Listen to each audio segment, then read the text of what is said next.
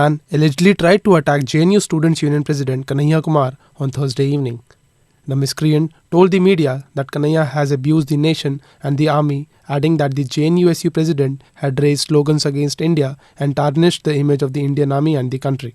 Meanwhile, a case has been registered against Kanhaiya in the Kanpur Civil Court for giving objectionable statement against army personnel. Kanhaiya ने गाली दी है, देश को गाली दी है, सेना को गाली दी है, उस पर आरोप लगाए हैं, इसलिए मैंने हाथ उठाया सेना पर, कन्हैया पर।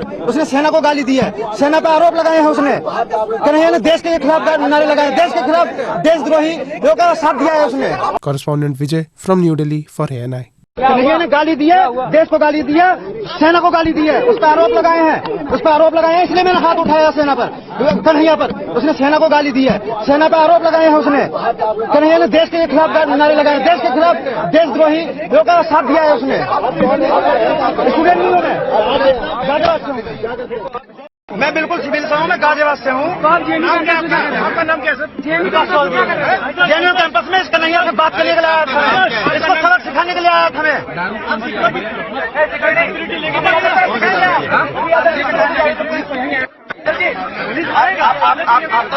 आपने कन्हैया को क्यों मारा? इसलिए मारा, देश विरोधी है। एक भारतीय हूँ, अच्छा एक भारतीय हूँ, देश में 20,000 किसान मर रहे हैं, ठीक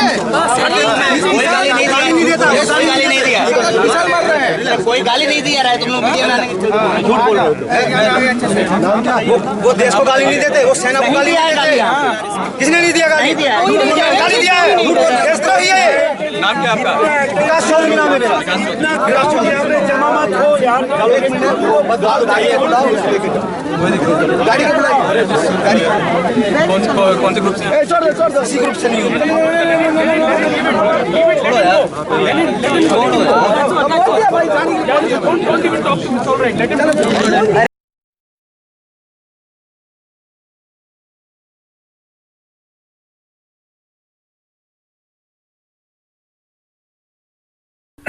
आप जो है आगे पीछे का स्टेटमेंट काट करके बीच का एक स्टेटमेंट दिखा करके मुझे सैनिक विरोधी बनाने की कोशिश कर रहे हैं, जबकि उसी स्टेटमेंट में मैं कह रहा हूं कि मैं सेना का सम्मान करता हूं।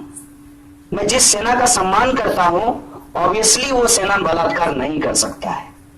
इतना कॉमन सेंस नहीं है क्या? इतना कॉमन सेंस आप इस देश को नहीं बताना चाहते हैं? अगर आप इस देश को इतना कॉमन सेंस नहीं बताना चाहते हैं, इतना सा सच लोगों को नहीं समझाना चाहते हैं, फिर आप किसके लिए काम कर रहे हैं? एक न्यूज चैनल है, मैं सोचा था कि कभी उसका नाम नहीं लूंगा मैं, लेकिन मुझे लगता है कि उसको अपना नाम बदल करके जेएनयू न्यूज कर लेना चाहिए, क्योंकि हमारे लिए महत्वपूर्ण नहीं है कि आप मेरे बारे में क्या लिखते हैं। हमारे लिए महत्वपूर्ण नहीं है कि आप आज ने थप्पड़ से मारा है, कल आप मुझे चाकू मार दें। ये मेरे लिए महत्वपूर्ण नहीं है। हमारे लिए, जेएनयू के लोगों के लिए कभी भी अपनी जिंदगी महत्वपूर्ण नहीं हुई, अपना भविष्य महत्वपूर्ण नहीं हुआ। हम हमेशा देश और दुनिया के भविष्य के बारे में सोचते हैं, इसीलिए आप हमारे ऊपर हमला करते हैं। आपके लिए मुद्दा नहीं है। जेएनयू से बड़ा संसद है। जेएनयू की क्या ताकत है संसद के सामने?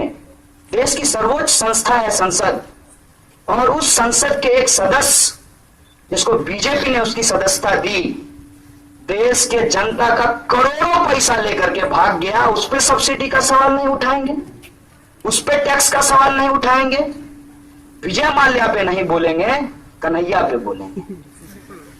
इस देश के अंदर आप क्या कर रहे हैं? मुद्दा ये होना चाहिए कि जब आपने ये मुद्दा बनाया कि सब्सिडी और टैक्स का पैसा कहां खर्च हो रहा है, आप इसको भी मुद्दा बनाइए साहब कि टैक्स का पैसा लेकर के लोग लंदन भाग जा रहे हैं। इस सवाल को भी मुद्दा बनाइए। और मुझे तकलीफ हो रही है कि आज जब 150 दलितों का घर जला दिया गया, आपके लिए वो प्राइम टाइम का न्यूज नहीं है? क्या आपको नहीं लगता कि इस देश में लोकतंत्र की चूल्हें हिल गई है और उसको कुछ लोग हिला रहे हैं? मेरी बात को याद रखिएगा। पता नहीं मैं बात रख पाऊं या ना रख पाऊं, लेकिन एक बात याद रखिएगा, यहीं पे खड़ा होकर 11 तारीख को मैंने कहा था मीडिया के एक एक साथियों को कि ये मत समझिएगा कि ये जेएनयू के ऊपर कोई हमला हो रहा है, ये जेएनयू का चरित्र हनन किया जा रहा है, ये कन्हैया के बहाने एक यूनिवर्सिटी की ऑटोनॉमी के ऊपर हमला किया जा रहा है। याद रखिएगा कि यह हमला आप पर भी होगा। 11 तारीख की स्पीच आप सब में से बहुत सारे लोगों के पास होगा, उसको दोबारा सुन लीजिएगा। 11 तारीख को मैं कह रहा हूं, 15 तारीख को पटियाला हाउस कोर्ट में आप मीडिया के साथियों पर भी हमला होता है। समझिए कि इस देश में क्या हो रहा है, उसको समझना है। 2017 में उत्तर प्रदेश में चुनाव है, बड़ी हिंसा की तैयारी हो रही है। हम लोग अहिंसक लोग हैं, मैं बार बार कह रहा हूं। यहां जेएनयू में सैकड़ों स्टूडेंट के बीच बगल में 20 लोग लेकर के एबीवीपी कार्यक्रम कर रहा था। दिखाइए कि यह है डेमोक्रेटिक कैंपस, जहां एक तरफ 500 स्टूडेंट हैं और एक तरफ 20 स्टूडेंट हैं, लेकिन उनके ऊपर कोई हमला नहीं कर रहा है।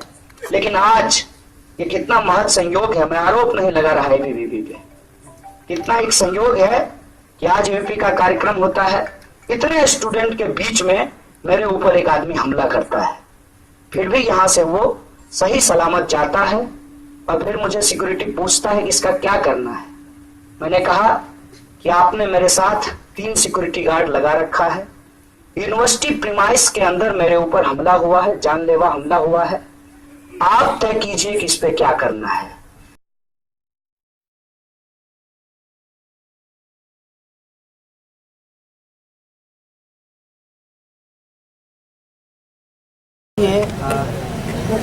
मीडिया के माध्यम से मैं पूरे देश के लोगों को कहना चाहता हूँ, जो आज मेरे साथ हुआ उसके बाद जो यहाँ के स्टूडेंट ने किया, समझिए इस बात को कि यही जेएनयू है कि आप कैंपस में आकर के उसके इलेक्टेड प्रेसिडेंट के ऊपर जानलेवा हमला करते हैं, सिक्योरिटी गार्ड की मौजूदगी में करते हैं, कोई उसको हाथ नहीं लगाता है, सिक्योरिटी गार्ड उसको पकड़ करके अपने कब्जे में ले लेते हैं और फिर स्टूडेंट कहते हैं कि देखिए इसके ऊपर कोई कार्रवाई नहीं होनी चाहिए, नौजवान लगता है, पूछ लीजिएगा अगर विद्यार्थी होगा तो कोई कार्रवाई नहीं होनी चाहिए। और देखिए हमने जो है उसके बारे में क्या लिख करके दिया है। आज दिनांक 10 मार्च को करीब 6 बजे शाम को 5-6 के बीच में एक अज्ञात व्यक्ति ने एडमिन ब्लॉक के सामने मुझ पर जानलेवा हमला किया। तभी जेएनयू सिक्योरिटी गार्ड ने उसको पकड़ लिया। वहाँ सैकड़ों स्टूडेंट मौजूद थे, लेकिन कुछ विद्यार्थी जो मेरे साथ खड़े थे उन्होंने यह हमला अपनी आंखों से देखा है। उपरोक्त घटना के संबंध में मैं व्यक्तिगत तौर पर कोई कार्रवाई एक शिकायतकर्ता के रूप में नहीं चाहता हूँ, लेकिन मेरा मानना है कि जो सिक्योरिटी गार्ड मेरे साथ रहते हैं उनकी मौजूदगी में यह घटना हुई है, तो जेएनयू एडमिनिस्ट्रेशन तय करे कि उस अज्ञात व्यक्ति का क्या करना है।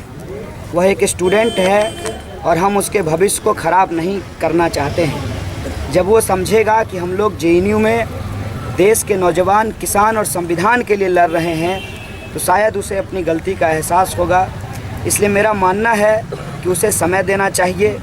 उपर्युक्त अज्ञात व्यक्ति एसएचओ बसंत कुंज नॉर्थ और सिक्योरिटी ऑफिसर के कौशिक की निगरानी में सुरक्षित है और वह सुरक्षित अपने परिवार को जाए और देश के विकास में अपनी भूमिका निभाते हुए एक बेहतर ज़िंदगी जिए। यही बात जो है हमने उनको, सिक्योरिटी गार्ड को, पुलिस को लिख करके दे दिया है। लेकिन जैसा कि आप सब लोग जानते हैं कि मेरी सुरक्षा की जिम्मेवारी दिल्ली पुलिस की है, तो हमने कहा कि हम कैंपस के अंदर पुलिस सुरक्षा नहीं चाहते हैं, हमारा अपना इंटरनल सिक्योरिटी है। तो G4S के जो हमारा सिक्योरिटी है उसके 3 गार्ड हमेशा मेरे साथ मौजूद रहते हैं। 2 गार्ड जो आपके सामने खड़े हैं, ये दोनों हमारे साथ मौजूद थे और ऐसे ही हम लोग साथ में चलते रहते हैं कैंपस के अंदर। वो आदमी मेरे पास आया और हमला किया, इन्होंने उसको पकड़ लिया, बाकी स्टूडेंट भी आए। हमने कहा कि सब लोग पीछे हो जाइए और इनको कहा कि आप इसको सिक्योरिटी ऑफिस रूम में ले आइए। फिर वो सिक्योरिटी ऑफिस में रूम में ला करके बिठा दिया। जैसा कि हमारा कार्यक्रम रोज़ शाम को नेशनलिज्म के ऊपर एक क्लास होता है, वो क्लास जब ख़त्म हो गया, मैं यहाँ सिक्योरिटी कंट्रोल रूम आया हूँ। उन्होंने पूछा कि आप इस पर क्या कार्रवाई चाहते हैं।